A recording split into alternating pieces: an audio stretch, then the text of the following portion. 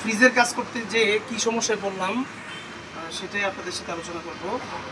এখানে আমরা নিচের যে ডেন্টিংয়ের যে অংশটুকু আছে এই অংশের কাজ করতে যেয়ে আমরা কন্ডেন্সার লিক করে ফেলছি।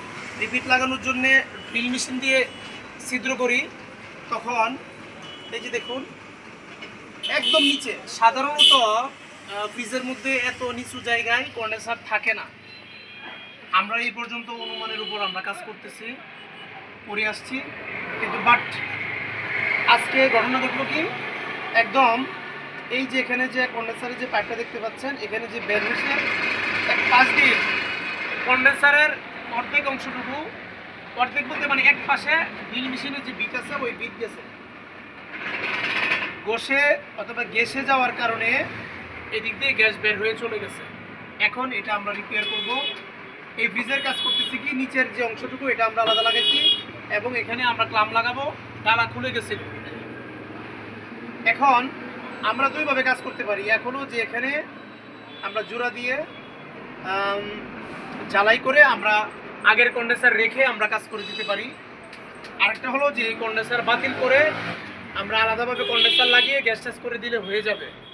এখন আমি চাচ্ছি যে যেহেতু ফ্রিজটার কন্ডিশন খুব ভালো এবং কন্ডেন্সার যেহেতু অরিজিনাল কন্ডেন্সার সেটা ভালো, আমি এখান থেকে মানে এখানে জ্বালাই করে আমি গ্যাস টাস করে দেব।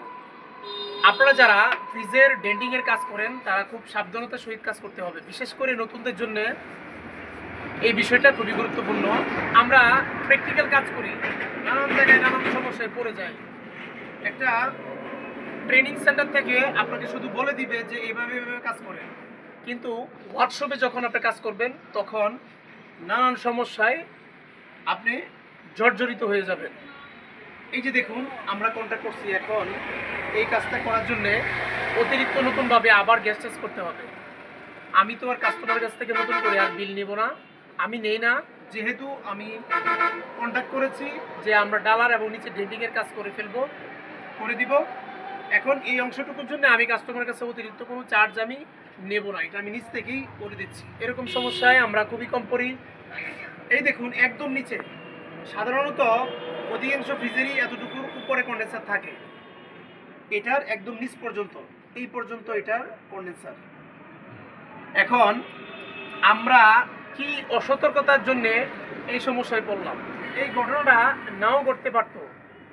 আমরা কি সতর্কতা অবলম্বন করলে এই ঘটনা না ঘটতে পারতো, এই বিষয়ে আমি পরবর্তী ভিডিওতে আলোচনা করব, আপনারা দেখবেন। ধন্যবাদ সবাইকে। আসসালামু আলাইকুম।